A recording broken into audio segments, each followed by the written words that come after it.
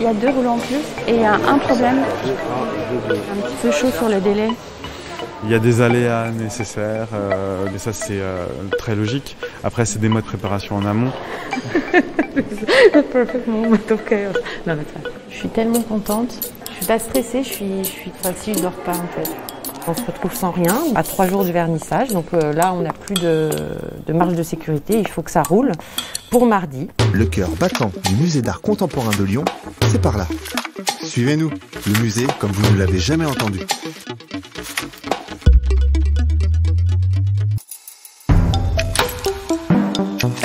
Prochain arrêt, musée d'art contemporain.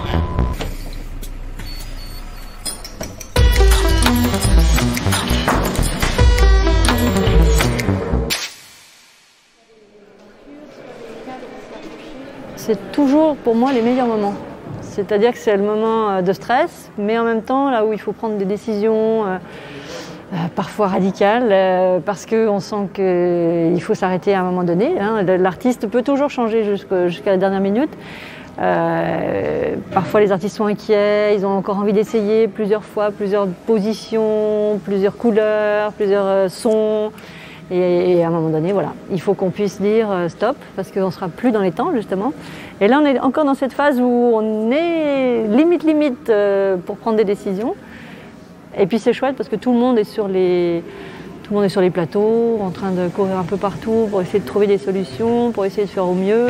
C'est aussi très très bien de sentir cette énergie positive qu'on a, qui rééquilibre ceux qui ont une énergie un petit peu moins positive parce qu'il y a du stress, mais qui finit toujours par donner des bons moments. Et là, ça va être jusqu'à l'acmé des dernières minutes, même si on a déjà fait beaucoup d'expositions auparavant. Directrice du musée, c'est déjà d'être avec les équipes. On a plusieurs expositions, plusieurs niveaux, plusieurs commissaires, des artistes différents. Donc c'est un petit peu mon rôle de superviser l'ensemble et de voir que tout est cohérent et que on va dire que le programme global prend et que ça corresponde bien à ce qu'on imaginait en amont. Alors ça va de détails de positionnement de pièces comme un socle, une lumière. On va dire que c'est le cut final qu'on donne. Et ça aussi, c'est un moment super intéressant, c'est un moment de partage, parce que c'est le moment où on discute. Est-ce qu'on avait imaginé deux grandes photos dans cette salle-là, finalement, l'impact est plus fort si on n'en met qu'une. C'est une vraie prise de décision. Est-ce qu'on enlève une photo? Est-ce qu'on la laisse? Est-ce qu'on la déplace? Tout ça, c'est en discussion, il faut qu'on l'ait ensemble. Parce que ce qui est important, pour moi, à mon sens, c'est que le récit soit cohérent. Donc moi, je suis garant de tout ça. Donc il faut que ça fonctionne ensemble, tous. Donc c'est pour ça que on va dire, je navigue un petit peu à différents étages pour qu'on aille tous dans le même sens.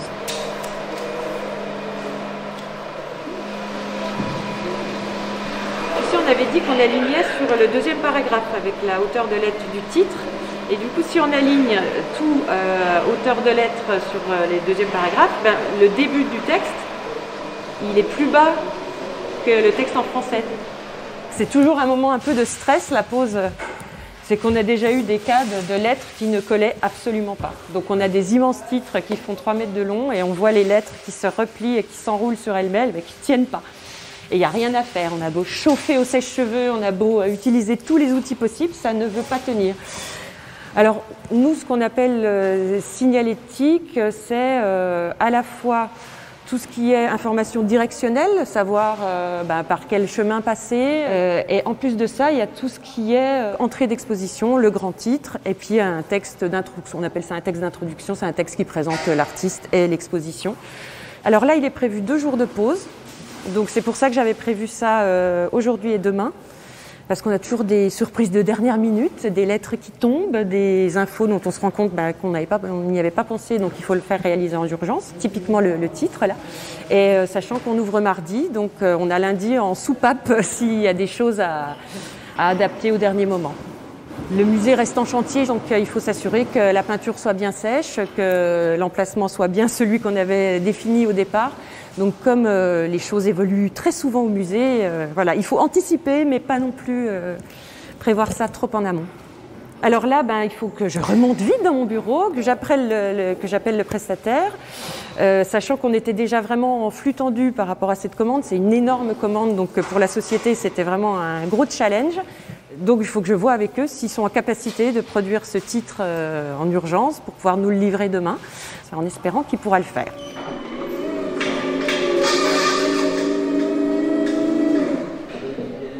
Ah ouais, c'est très bien ça, ouais. Attends, pardon, tu peux tenir comme ça? Ouais, nickel. Encore un tout petit peu. Voilà, ça c'est bien. J'envoie ça, et le temps que tu montes, j'espère avoir une réponse ou elle me confirme.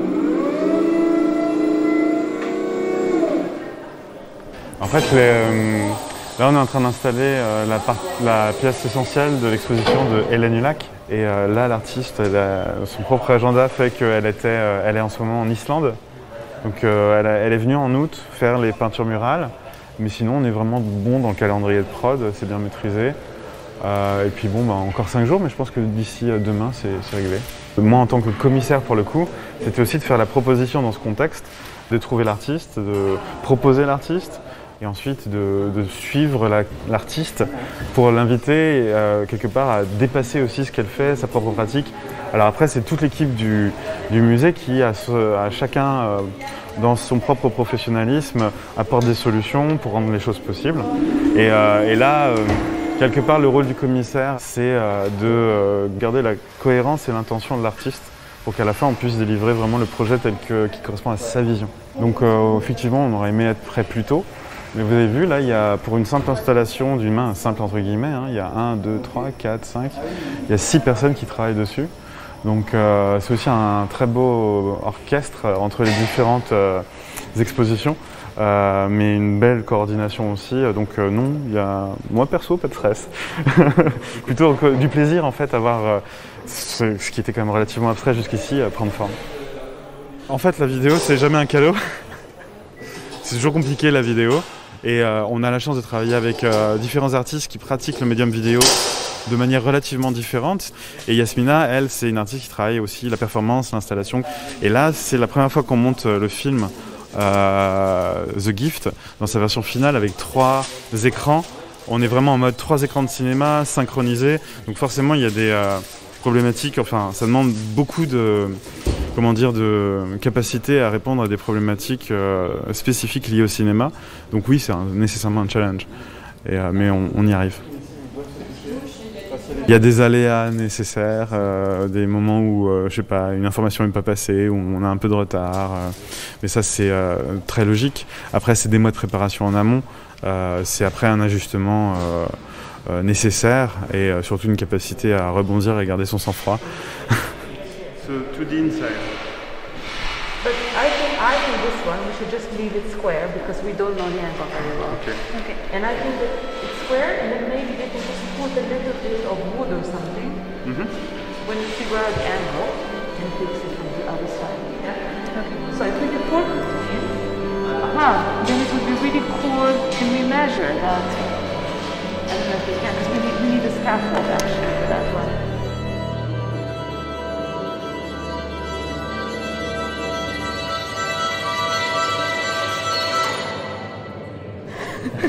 This is the perfect moment of chaos. No, that's fine. Okay, let's try that. With every video project. À chaque fois que je fais une installation vidéo, je me dis que mon prochain travail sera sur papier. Nous nous battons toujours avec le rendu vidéo, mais j'ai bon espoir, nous y arriverons. Demain est un autre jour. Ça a été un grand plaisir de travailler avec l'équipe. On sent une réelle cohésion et ça a été une de mes meilleures expériences. Après le Covid, toutes les installations et toutes les ouvertures sont devenues une pure célébration. C'est vraiment magnifique de retrouver ce dialogue avec le public, car sans eux, nous n'existons pas.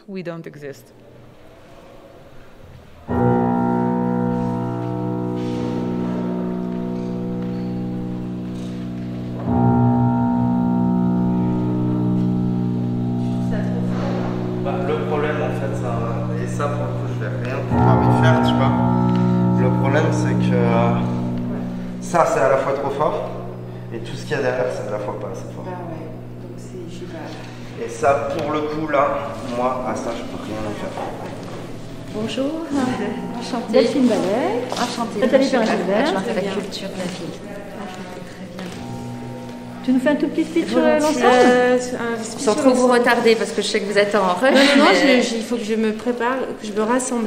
Donc c'est une expo qui présente à la fois un travail photographique, c'est l'essence de ma pratique, et un travail cinématographique plus récent avec un film que j'ai tourné, enfin qui passe pour la première fois au Musée d'art contemporain. Et je travaille beaucoup autour des rites et des pratiques collectives. Et là, je suis arrivée au moment des rites funéraires. D'accord. Donc c'est tout un travail autour de la manière dont l'image pallie à la disparition. D'accord. Parce qu'elle a ce rôle-là, et en particulier d'ailleurs la photographie.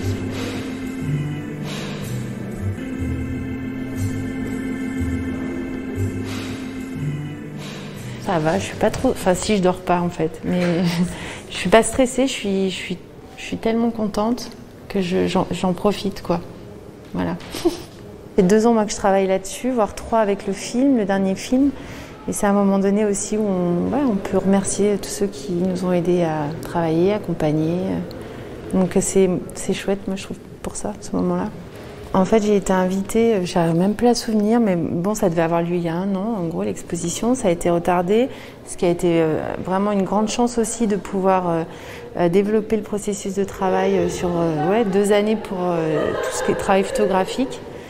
Et c'était une immersion totale pour fabriquer cet univers-là. Et je suis contente de le voir sur les murs, mais j'ai une forme de crainte sur le vide après. Sur mon dernier film, ils m'ont apporté les financements qui me manquaient pour pouvoir le terminer et l'achever. Il se trouve que j'avais commencé de tourner avant d'avoir l'invitation. Et l'invitation m'a permis de finir ce projet et puis aussi de savoir qu'il allait être montré. Et ensuite, c'est une collaboration précieuse dans le sens où c'est une grosse équipe qui travaille pour que les expositions se passent dans la meilleure manière possible. Donc c'est un travail vraiment de groupe. Et ça, effectivement, c'est pas quelque chose que j'ai tant expérimenté que ça, de voir à quel point c'est collectif tout ça. Et puis un accompagnement, même sur le fond du projet. Enfin, non, c'est précieux, ouais. C'est rare. Enfin, moi, j'ai pas eu l'occasion tant que ça de travailler comme ça, avec une grande équipe comme ça. Ouais. Je peux passer le côté. On va attendre qu'elle arrive. Bonjour. Bonjour.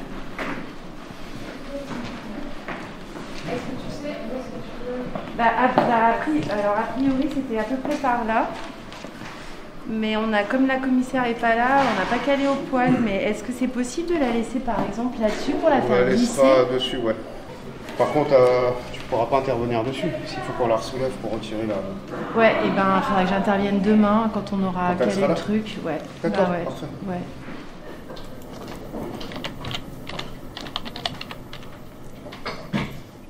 Oui, bonjour, ici Élise au Musée d'art contemporain. J'aurais souhaité parler à Caroline, s'il vous plaît. Bonjour Caroline. Bon, alors j'ai bien réceptionné les 2 poseurs, tout va bien, on vient de faire un tour dans les espaces avec les chefs de projet. Par contre, on vient de se rendre compte qu'il y a certains titres qui nous semblent petits. Alors, c'est pas de votre fait, hein, c'est nous. Donc, est-ce que vous pensez qu'il serait possible de faire refaire en urgence? Il y aurait 3 titres à refaire. Donc après, évidemment, vous nous ferez passer un devis complémentaire, hein, mais on s'arrangera. Mais voilà, je voulais voir avec vous dans un premier temps si c'était possible.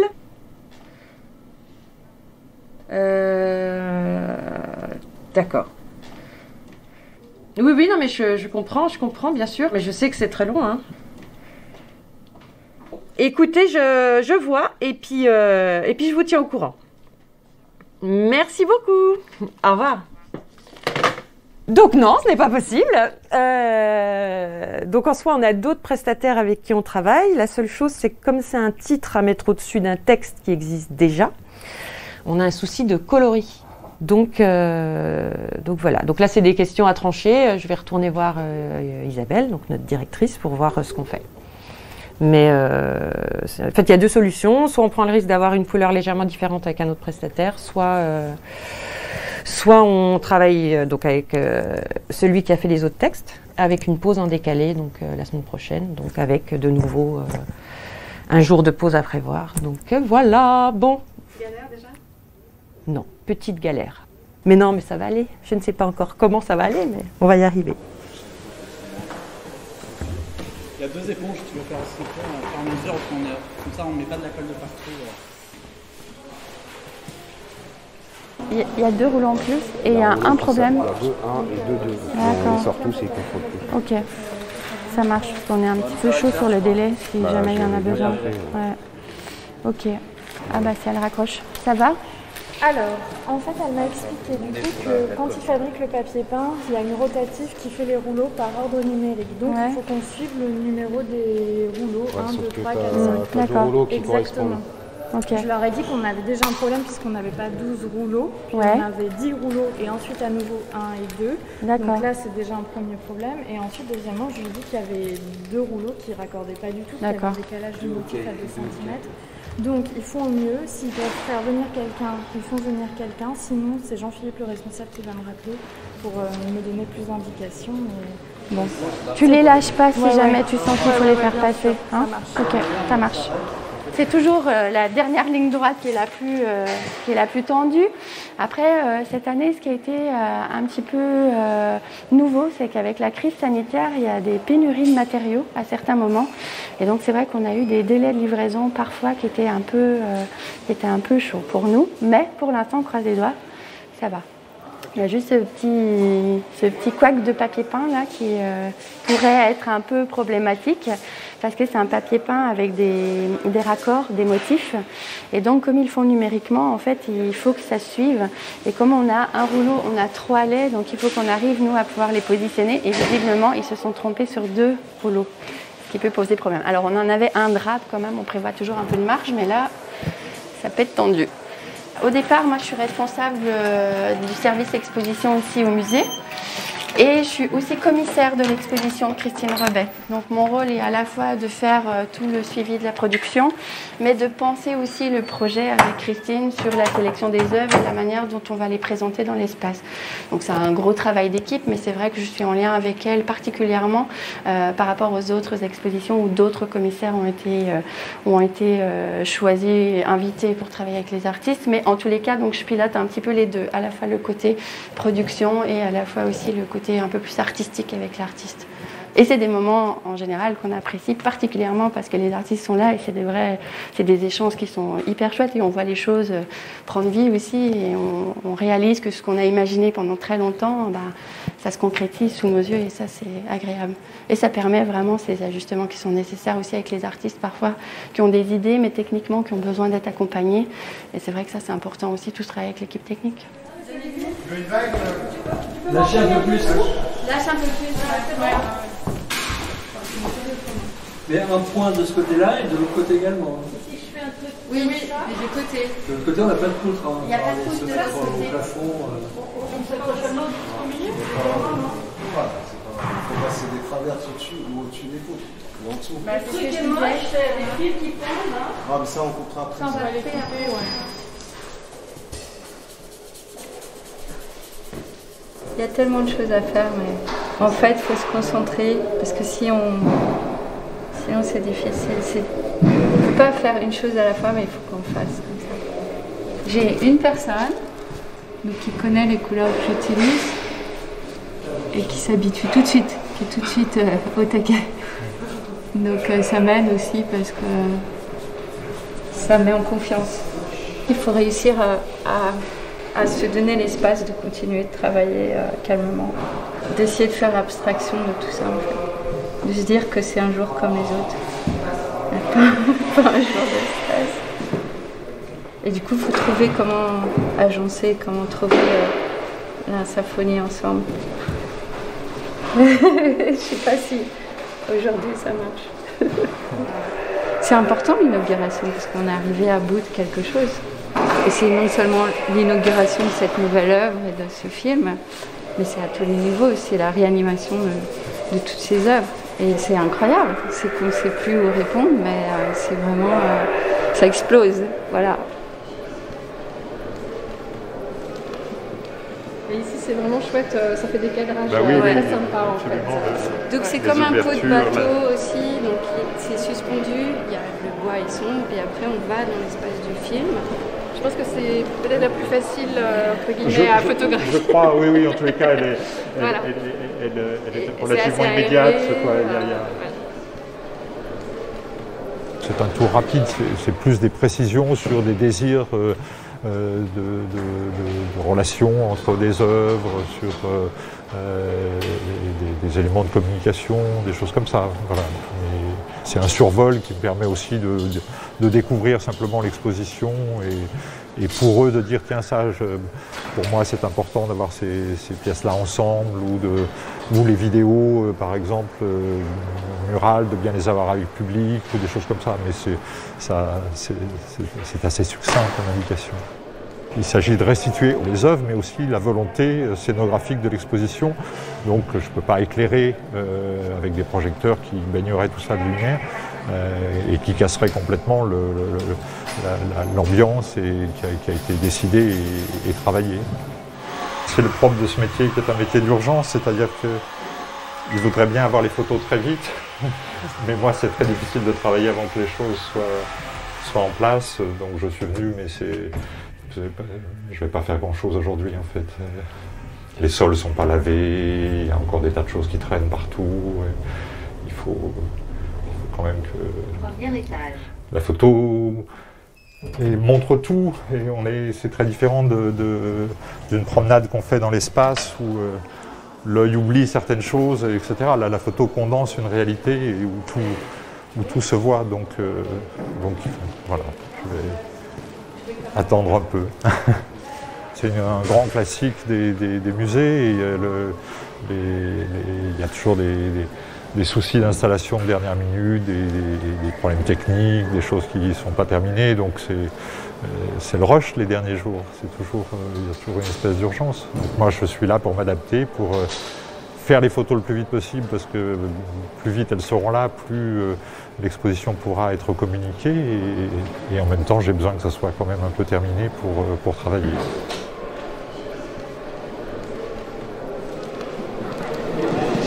Il y a vraiment des atmosphères différentes. Restituer les atmosphères avec du public quand il y aura un peu de vue d'ensemble, des vidéos, des vues d'ensemble pour montrer l'espace. Tu vois, par exemple, tu peux avoir un effet avec le film là dans la cabane, les peintures des peintures et puis normalement les gens s'assoient là, bien sur sûr, les bancs. Le labyrinthe de bancs. Et puis la lumière est plus présente. Donc, Alors du coup, donc 7h52, départ du TGV de Paris avec les journalistes. Donc ils seront avec les 3 personnes de l'agence de presse. Donc avant qu'ils arrivent, enlever les panneaux Mac fermés. On s'installe tous en salle de conférence. Donc à partir de 11h, donc on est dans les salles, il y a toute cette partie interview, etc. Et on a commandé les taxis pour 13h20-25 pour qu'ils retournent à la gare pour pas louper leur TGV de 14h04. Et puis on reprend à 18h30 avec l'inauguration. Les officiels ils font une visite guidée avec Isabelle à travers les étages à la rencontre des artistes et des commissaires. Le musée prévoit de fermer autour de 22h. Et question aussi sur le pot du soir. Ce qui est sûr, c'est que maintenant c'est 20h30. On est en train de finaliser la liste des invités côté artistes.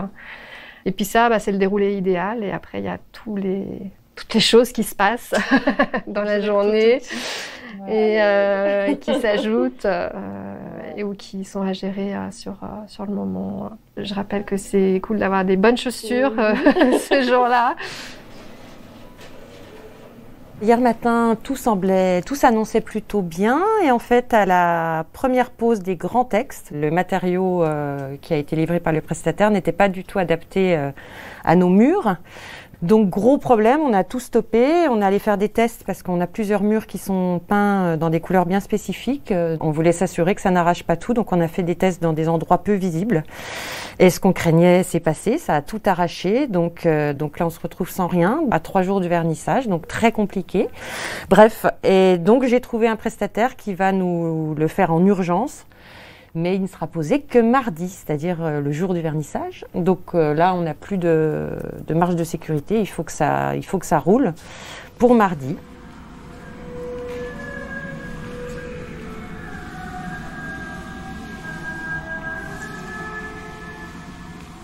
Le jour d'inauguration, moi c'est principalement la presse, toute la journée. C'est une journée où on rencontre tous les différents journalistes au sens large, et réseaux et influenceurs. Et puis en fin de journée, ouverture au public, mais c'est plus la partie politique de mon côté, où on a les tutelles, les partenaires, voilà, qui sont là aussi pour à la fois recevoir l'exposition, mais j'en suis persuadée, avoir aussi le retour public. Parce que c'est important aussi de voir comment ça se passe et ce qui ressort un peu de ce... Ils sentent un petit peu ce qui se passe aussi. Mais on a très très vite un retour à la fois des médiateurs, à la fois des agents d'accueil, qui nous disent très vite, mais même très très vite, parfois c'est panique sur certaines choses. Ah là là, il y a un embouteillage dans cette salle parce que l'œuvre attire trop et tout le monde se condense. Il faut faire... Ou alors là, les gens passent sans regarder.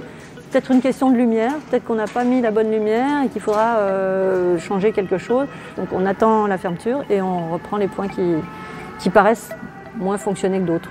On va dire que c'est l'activation de ce qu'on a mis en place.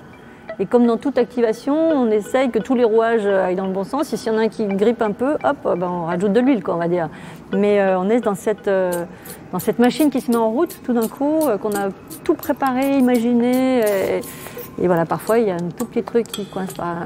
Et on essaye de faire en sorte que ça roule jusqu'à la fin.